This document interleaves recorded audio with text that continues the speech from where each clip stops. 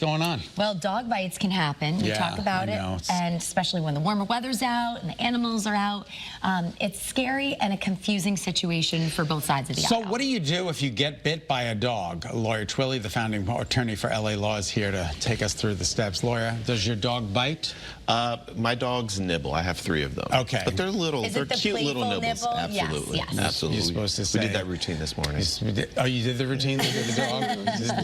Okay, very good. It's like, I forget what they call it, mouthing or something. Yeah, little cobbing. Okay, so well, you know, it's a scary thing, and it, you know, it's called calving. Is that what it's, Becky? Cobbing. Oh, cobbing. Cobbing, like corn on the cob. Oh, interesting. Yes. Who knew? Yes. I didn't know that. I didn't know that. So a dog bites, it can really traumatize a person, Absolutely. Yes. And number 2, it can do physical damage as well. Yes, and it usually is both. I mean, I've actually been a victim of a dog bite and attack before, and despite the fact having dogs, at least for probably close to a year, I was like, strange dogs, even my own dogs, like if they would run at you a certain way, it messes with your head a little bit. But you have to deal with it.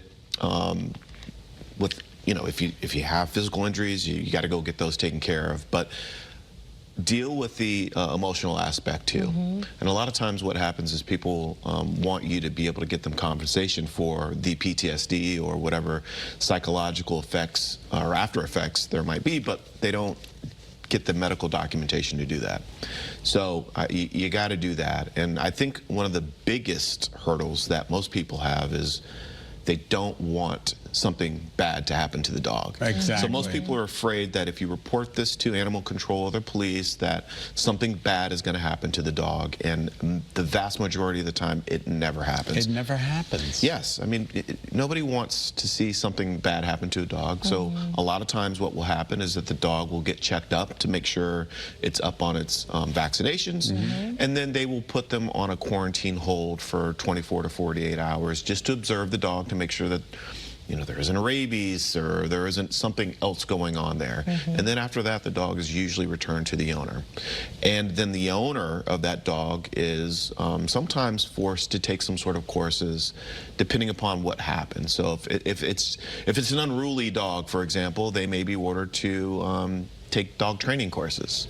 So they learn how to manage and control their dog a little bit better, because quite frankly, oftentimes it's not the owner or it's not the dog that's the problem, it's the owners. Right. What about a situation in which someone is bitten by like a neighborhood dog? Yes. So you know the owners. Yes. You know, it's kind of awkward. Yes. Obviously, you know, you don't want the dog to bite, but then if you're close with the neighbors, you know, like that also is going to change your relationship with them depending on what course of action you take. And I feel like not everyone really knows their rights or understands them too in a situation like that. Yeah, so in Connecticut, if you're bitten by a dog, the dog owner is on the hook no matter what for the injuries. And if it's a close friend, a neighbor, you just got to have that uncomfortable conversation and just say, hey, listen, I had to go to the ER. Do you have some sort of insurance that might pay for it? And quite frankly, if you own a home or even have renter's insurance, a lot of times there's an addendum to your homeowner's policy. It's called medical payments coverage. It's a no-fault coverage, so if somebody is bitten by a dog or if they trip and fall and break their ankle, that coverage on your homeowner's policy will actually pay for their medical bills until it's exhausted. So before we go, and you both know Inspector Clouseau, right? Because I think you missed the joke at the top of the show. I missed the joke. Does your dog bite? And then Inspector Clouseau says, no, my dog does not bite. And then the person goes to pet the dog and the dog bites them. And then the person says, I thought you said your dog doesn't bite. And Inspector Clouseau says, that's not my dog. Very good. Very good. Very good. It is funny, though, that you mentioned the insurance, because I remember our insurance agent when we bought our house saying, do you have a dog? And I said, yes. I said yes, actually, instead of Inspector Clouseau. And they said, okay, well, you're going to want to add this on. We highly recommend it, because God forbid something were to happen. Even if someone's walking your dog, like you said, it gets tripped. So it's good to know your protection, even if it doesn't happen, and be proactive, right? Correct. And honestly, that additional coverage, it's not very expensive. It might only add like $12. And you're not either. You can go for you for free consultation. Free consultations. Call all the day, number. every day. What's the number? 860-595-3163. Lawyer, we hope you have a great, great day. You also, Thank Scott, you very Nicole. much. Thank you for having me.